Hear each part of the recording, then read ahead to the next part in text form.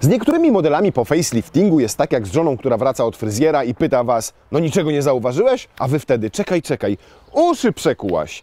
Czyli tak, wiecie, że coś się zmieniło, ale nie do końca wiecie co. I dokładnie tak jest z modelem, który teraz jest u nas w garażu. Dzień dobry. Dzień dobry. Audi A8 w wersji long po liftingu.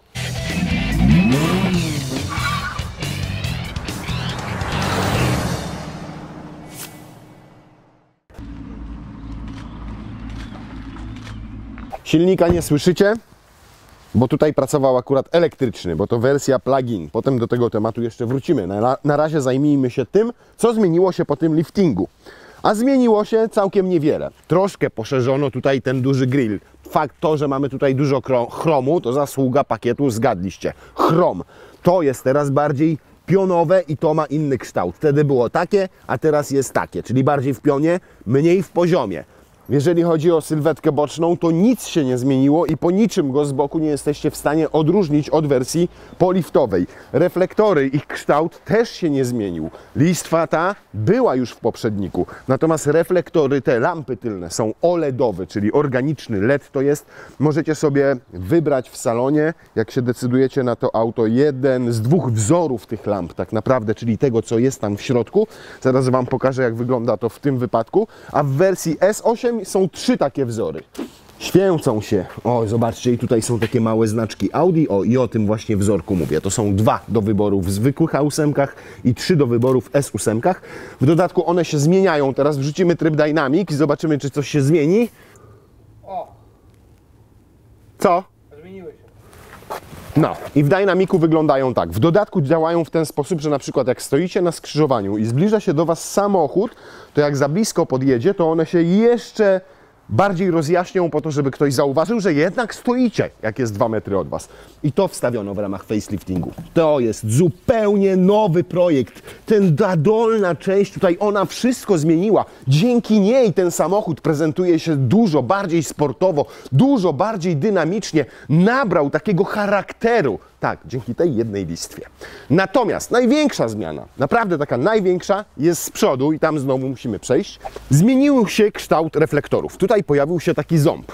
I to jest w zasadzie jedyna rzecz, po której możecie na pierwszy rzut oka rozpoznać A8 po liftingu. Ale jednocześnie pojawiły się też nowe reflektory. W standardzie macie matrixy, a tutaj macie matrixy cyfrowe. Co to oznacza? To oznacza, że tutaj w tych lampach, o, po tym można je poznać, po znaczku Audi, tym małym tutaj takim. A co to oznacza, że mamy matrixy cyfrowe?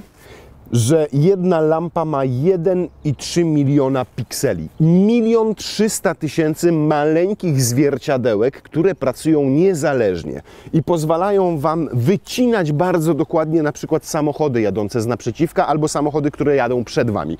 Albo potrafią dokładnie wskazać osobę, która idzie poboczem. Albo potrafią wręcz, teoretycznie jest możliwe za ich pomocą, za pomocą jednego reflektora, wyświetlenie czarno-białego filmu na ścianie budynku na przykład. A, jeżeli nie podoba Wam się pakiet Chrom, tak jak tutaj mamy go w tym wypadku, to A8 po raz pierwszy w historii jest też dostępna w wersji S-Line, czyli usportowionej i do niej można sobie dokupić jeszcze pakiet czerń w połysku, czerń matowa, nie wiem. I wtedy wszystko jest czarne. To możecie mieć czarne, nawet logo możecie mieć czarne. Wszystkie inne listewki na samochodzie będą czarne, a nie chromowane, a nie aluminiowe.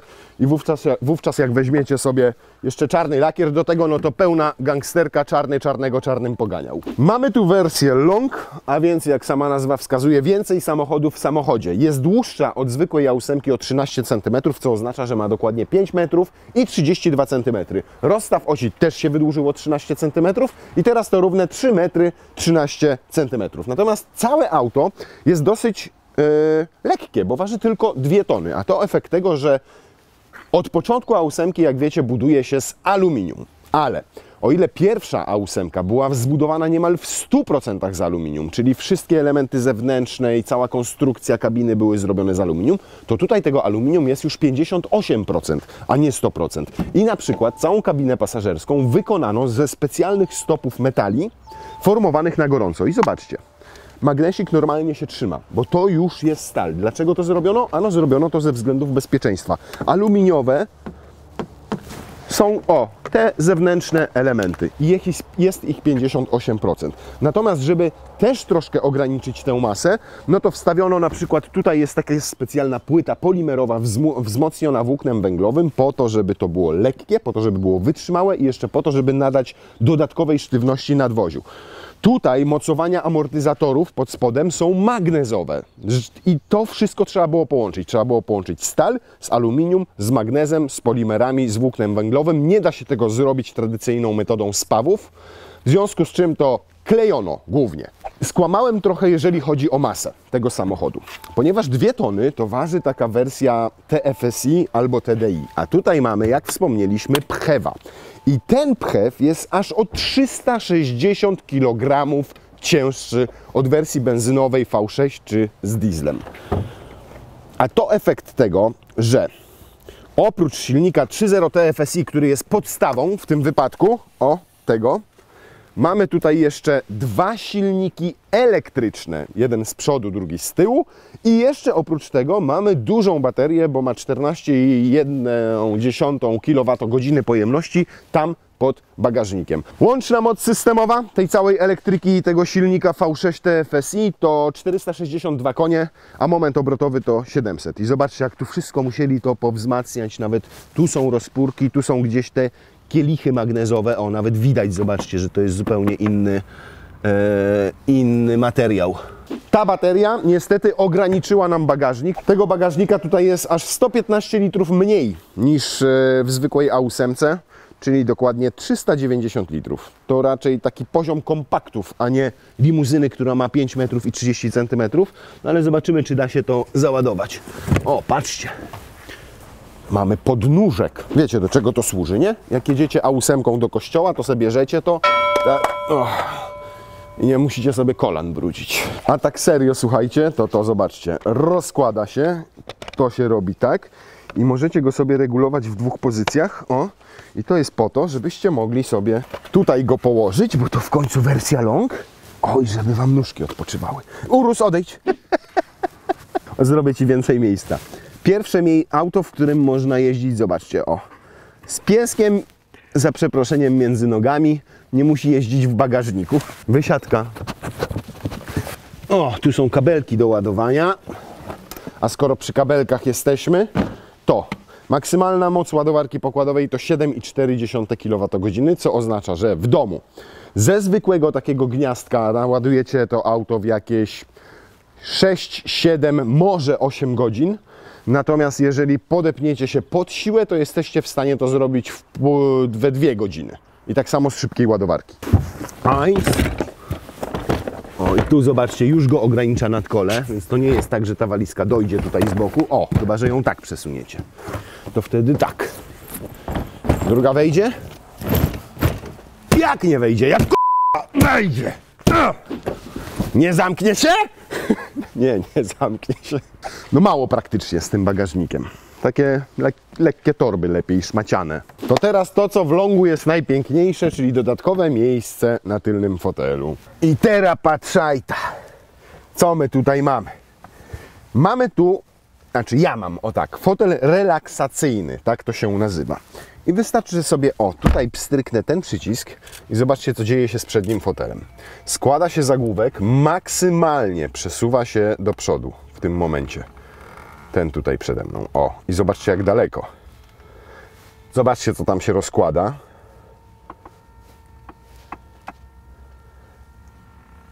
I to jeszcze nie koniec bajerów, bo wyobraźcie sobie, zobaczcie, jak mogę wyciągnąć sobie nogi. Tak. Do samego końca. I teraz jeszcze mogę sobie pochylić moje oparcie oczywiście, zrobić sobie taką bardziej półleżącą pozycję. I mogę sobie odpoczywać. A to jeszcze nie koniec, ponieważ tutaj wbudowano specjalne poduszki masujące, które rozumieją, jaki macie rozmiar stopy. Jak macie skromniutkie japońskie 36, to tylko tutaj na tym, do tej linii powiedzmy gdzieś Was masują. Jak macie stopę taką jak ja 46, to wtedy cały ten obszar tutaj pracuje i masuje Wam stopy. Jedyne auto z masażerem stóp. Oprócz tego jest oczywiście masaż pleców I poduszek macie tutaj 18 wbudowanych w to, takich specjalnych, które się pompują, popuszczają, hydraulicznych. I możecie sobie, o proszę bardzo, pokażmy to. Nie bądźmy gołosłowi. O, jest! Opukiwanie. Teraz, o. I mogę się opukiwać, może mi masować stopki. O, tak. No i oczywiście oprócz tego, że możecie się ogrzewać na tym fotelu, to możecie się również klimatyzować. No po prostu wszystko, absolutnie wszystko. Tu jest zagłóweczek. Nie, jego się ręcznie nie steruje. Tym zagłóweczkiem steruje się, o, w ten sposób, przyciskiem.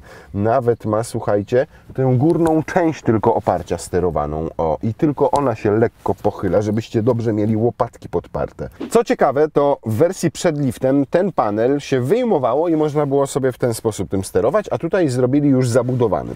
A to dlaczego? Dlatego, że podczas testów dziennikarskich tamten bardzo często ginął. Nie, żartuję sobie oczywiście. To jest tak, że podobno jedna osoba to wyjmowała, zapomniała to włożyć z powrotem, tylko gdzieś tam odkładała do cup holdera na przykład, a jak się odkładało do cup holdera, to się szybko rozładowywało. I było to niepraktyczne, bo potem klienci się irytowali, że odłożyli i kurde mają nienaładowane, więc trzeba było włożyć, naładować, dopiero wyjąć i tak dalej. Nowością są te dwa ekrany, które mają 10,2 cala, natomiast najistotniejsze w nich jest to, że każdy odrębnie obsługuje streaming, czyli to, co macie u siebie w telefonie, wyświetla się tu po prostu QR kod, skanujecie ten QR kod i automatycznie macie odbicie lustrzane tego, co macie w telefonie na tym ekranie. Możecie sobie wyświetlać wszystkie filmy z tych wszystkich Netflixów, playerów, każdą wiadomość, nawet maila z tego przeczytać, żeby Was wzrok nie bolał i nie, żebyście nie patrzyli w telefon. Można tak jeździć i tak żyć, prawda, Silny? Trochę Ci zazdroszczę. Może Ty byś dzisiaj dla odmiany poprowadził? Jeżeli chodzi o deskę rozdzielczą tutaj z przodu, to nie ma żadnych zaskoczeń w wersji po liftingu, ponieważ nic się tu nie zmieniło. Są nadal dwa ekrany, są zegary cyfrowe, jest kierownica czteroramienna z takimi samymi przyciskami jak były. Jest masaż fotela. Co ciekawe, problemy z półprzewodnikami sprawiły, że nie ma masażu fotela pasażera, a nawet ma on ograniczoną regulację elektryczną. System Bang Olufsen tutaj to jest ten słabszy, nie ma tych twitterków wysuwanych tutaj na podszybiu, ponieważ to też dodatkowe półprzewodniki i tutaj tego nie mamy. Natomiast oczywiście wykonanie, no tu nie ma się czego czepiać, nie będę tu nawet się rozwodził nad tym specjalnie. Lepiej zamiast o tej desce rozdzielczej i o tych multimediach, które są takie same jak w każdym Audi, porozmawiać o tym napędzie plug-in, który tutaj mamy. Bo tak jak mówiliśmy, opiera on się na silniku spalinowym, dwóch elektrycznych i baterii o pojemności 14,4 kWh. Według Audi ta elektryka pozwala na przejechanie od 54 do 60 km. Realnie, i to sprawdziłem, będzie to 45 km 50 po mieście, 40 poza miastem. Dosyć zgrabnie się samochód na samej tej elektryce rozpędza. Co ciekawe, również wtedy zmienia biegi. Jak jedziecie tylko na elektryce, umożliwia to elektryczna pompka oleju w skrzyni biegów, że on ciągle tam sobie krąży w tej skrzyni biegów i normalnie czujecie, jak na elektryce zmienia biegi. Rozpędza się wówczas do 140 km na godzinę. Ma kilka bardzo fajnych rzeczy, które sprawiają, że ten plug-in jest bardzo użyteczny. Na przykład wyobraźcie sobie, dojeżdżamy do samochodu przed nami. Zdejmuję nogę z gazu, a samochód zaczyna sam przed nim hamować. Tutaj widać to na charge. Czyli włącza się rekuperacja, żeby odzyskiwał energię. Wy nie musicie w każdej sytuacji sterować pedałem hamulca. Druga fajna rzecz jest taka, że jak wpiszecie sobie tutaj w nawigację, że na przykład jedziecie z Warszawy do Poznania, to samochód wjedzie na autostradę i zacznie jechać w trybie hybrydowym, oszczędzając energię. To znaczy ona przestanie się rozładowywać. Na przykład zjedzie do poziomu 30 km, jak jechaliście po mieście. Czy możesz przestać tam pstrykać te masaże, te roletki i to wszystko? To mnie rozprasza. Czyli wyjeżdżając z Warszawy macie zasięg na 30 km na przykład, bo tam jechał na elektryce. Na autostradzie wejdzie w tryb hybrydowy, oszczędzając energię w bateriach. Dojedzie do Poznania i automatycznie w Poznaniu włączy sobie tryb elektryczny, żeby po Poznaniu jechać tylko na prądzie. Bardzo fajne rozwiązanie. Ale jeżeli chcielibyście tym sterować ręcznie, to też macie taką możliwość. Bo macie tutaj tak, 4 tryby takie hybrydowe. EV, czyli jazdę z napędem elektrycznym. O, przepraszam, zniknęło. Drugi to jest Auto Hybrid. I to właśnie to jest to, w czym jedziemy teraz i w czym zazwyczaj się jeździ, czyli on sobie sam steruje, kiedy ma co włączać. Battery hold, czyli podtrzymanie naładowania baterii, jakbyście chcieli jej używać później. I czwarty tryb to jest battery charge, czyli większe naładowanie akumulatora. Jadąc doładowujecie akumulator z silnika spalinowego, przy czym nie jest to tak tanie i efektywne jak ładowanie go z gniazdka. Natomiast teraz auto mamy rozładowane całkowicie. W sensie baterię rozładowaną celowo. Bo często pytacie, czy w takich hybrydach plug-in nadal przyspieszenie od 0 do 100 jest takie, jak podaje producent, i to dzisiaj sprawdzimy na rozładowanej baterii. I druga rzecz, chcielibyśmy zobaczyć, ile on będzie spalał w trybie jazdy hybrydowej, czyli w momencie, kiedy jest rozładowana bateria, a Wy jedziecie tak jak klasyczną hybrydą de facto, czyli on używa głównie silnika spalinowego, a elektryk się doładowuje przy hamowaniu i przy tych niższych prędkościach służy do napędzania samochodu. Jeżeli chodzi o samo prowadzenie, to mamy tutaj zawieszenie adaptacyjne. Jak sobie wejdziecie w tryby jazdy, to o, tutaj jest pokazane. Tak? No wiadomo, że w dynamiku będzie nam się opuszczało, w komforcie będzie nam się podnosiło. Nie mamy tutaj trybu Comfort Plus, co oznacza, że mamy tutaj tę podstawową, seryjną pneumatykę, a jest jeszcze taka pneumatyka z zawieszeniem predyktywnym, czyli mamy wtedy wszystkie te kamery, które obserwują drogę przed nami i dostosowują, dociążają albo odciążają poszczególne koło z osobna. Wówczas właśnie jest tutaj Comfort Plus, też tryb, to jest raz. Dwa, wówczas jak otwieracie drzwi, to samochód podnosi się o 5 cm, żebyście mogli wsiąść. I pokazywaliśmy, jak to działa bardzo dobrze w odcinku z Audi S8, który możecie sobie obejrzeć. O, jak tutaj sobie klikniecie, pstrykniecie. Nie wiem, gdzie silny znowu moją rękę pokaże, więc gdzieś o tutaj, tu sobie gdzieś szukajcie. O, i rozpoznaje też na przykład właśnie wjazd do terenu zabudowanego. Zobaczcie, zaczyna sobie sam sterować rekuperacją i hamować.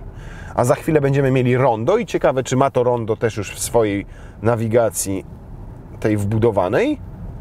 Nie ma tego ronda, więc tu nie przyhamuje nam przed rondem. A zaczął, zobaczcie, lekko zobaczcie, sam hamuje. Widzicie, tutaj nawet widać po tym, że jest charge. Teraz zrzucił znowu na redy, czyli się toczy swobodnie. Natomiast z takiej spokojnej jazdy, no to zobaczcie, pamięć tymczasowa i 11,5 litra zużycia paliwa. Mało to nie jest, ale pamiętajmy o tym, że mamy 462 konie mechaniczne. Z doświadczenia też wiem i to też dzisiaj sprawdzimy, że na ekspresówce to zużycie będzie niższe. Oczywiście oprócz pneumatyki w standardzie macie tutaj quattro. Do tego quattro możecie sobie dokupić opcjonalnie sportowy mechanizm różnicowy, wtedy jeszcze rozdziela moment pomiędzy prawe a tylne lewe koło. Samochód lepiej prowadzi się w zakrętach. Lepiej prowadzi się w zakrętach także jeszcze dzięki 4 skrętnym kołom. Tutaj akurat to mamy, natomiast jest to również opcjonalne. W longu się to przydaje z tego względu, że promień skrętu spada, taki na parkingu, tam o pół metra. Dodatkowo jeszcze przydaje się w pchewie, ponieważ pchew z racji tej konstrukcji bardziej skomplikowanej ma aż o 1,5 metra większy promień skrętu niż zwykłe A8, takie benzynowe albo z dieslem. W ogóle nie czujecie, słuchajcie, ta pneumatyka w tym aucie jest niesamowita. Jedziecie i nie czujecie kompletnie dziur, kolejn, wybojów, górek, nic. Po prostu tak wybiera to zawieszenie. Jest niesamowite. A nie dość, że nie czujecie, to jeszcze nie słyszycie, ponieważ jest tak dobrze odizolowany akustycznie od tego, co tam dzieje się w zawieszeniu i z kołem. No dobrze. Producent twierdzi, że TFSIe 60 TFSIe, ta wersja w longu, robi setkę w 4,9 sekundy. Te 700 newtów i 461 koni, 2 tony 500 razem ze mną i z silnym katapultują do setki w niecałe 5 sekund. O, żeż ty w mordę. Ładne kopnięcie. O, i taka mocniejsza zmiana biegów. 5,3 sekundy. Czyli troszkę gorzej, o 0,4 sekundy gorzej niż podaje producent. Natomiast ma procedurę startu, bo go wciąga na wysokie obroty i zobaczcie, ma tutaj boost, czyli nadal normalnie ta elektryka go pcha. 5,5. Czyli w okolicach 5 do 5,5 sekundy da się wykręcić takie wyniki. Przypominam, że mówimy o aucie, które ma ponad 5 metrów i 30 cm, które waży ze 2,5 tony w tym momencie. Mieliśmy średnie zużycie, jak tu przyjeżdżaliśmy, chyba 9,5, teraz mamy 11,2 po tych 2 próbach przyspieszenia. Pokażę to. Lenar, zobacz. Patrz, i robię przejście. Widzisz, robiłeś kiedyś takie ładne przejście na zegarach? Nie robiłeś. Z bliska pokazywałeś? Nie pokazywałeś, bo nie umiesz tak zamontować kamery. To teraz jeszcze sprawdźmy, jak działa tempomat. Tempomat działa dobrze, no jak w każdym Audi. Natomiast bardziej interesuje nas to, ile będziemy teraz zużywali paliwka tutaj na autostradzie. 120 na 120 ustawiamy, nie? Już sobie złapał dystans do samochodu jadącego przed nami. Wiem, powinienem szybciej jechać, ale jestem na ekspresówce. No. Ekspresówką też chyba się jeździ A8-kami, nie? Ale wyciszenie tych limuzyn w segmencie F, bo to już jest segment F, jest naprawdę niesamowite. Niesamowite. To zanim zobaczymy to zużycie paliwa, to słuchajcie słów parę o cenach. No więc podstawowa cena A8 w wersji 60T FSI-E, czyli plugina, to 460 tysięcy złotych. Jeżeli chcecie wersję long, to musicie dopłacić 65 tysięcy złotych, czyli po jakieś 3 razy 3, to 13 cm było 13, czyli po jakieś 10 tysięcy za centymetr. Wow! No to grubo. Dostajecie 13 cm więcej za 65 tysięcy złotych. No pododajecie sobie troszkę dodatków, weźmiecie ten fotel, weźmiecie dociąg drzwi, weźmiecie skrętną tylną oś i tak jak w przypadku tego egzemplarza zamkniecie się kwotą 720-730 tysięcy złotych. Ale pamiętajmy, że mówimy o segmencie F, w którym nie jest trudno skonfigurować dowolny samochód, nawet na banieczkę taką okrągłą. Ale jak kogoś stać, to naprawdę będzie mega zadowolony. Będzie miał wygodnie, będzie miał komfortowo, będzie miał cicho i będzie się cieszył stosunkowo niewielkim spalaniem. Bo teraz na przykład, zobaczcie, 120 km przejechane prawie 5 km i Lenar, zobacz, wyraźnie się tym liczbom przyjrzyj, bo szukasz ekonomicznego auta. Proszę, 7,7 litra przy 120 na 5 km. Przy 140 będzie to jakieś 9-10 litrów. Jak zaczniecie jeździć dynamiczniej, to zrobi się z tego 11, 12, 13 bez najmniejszego problemu.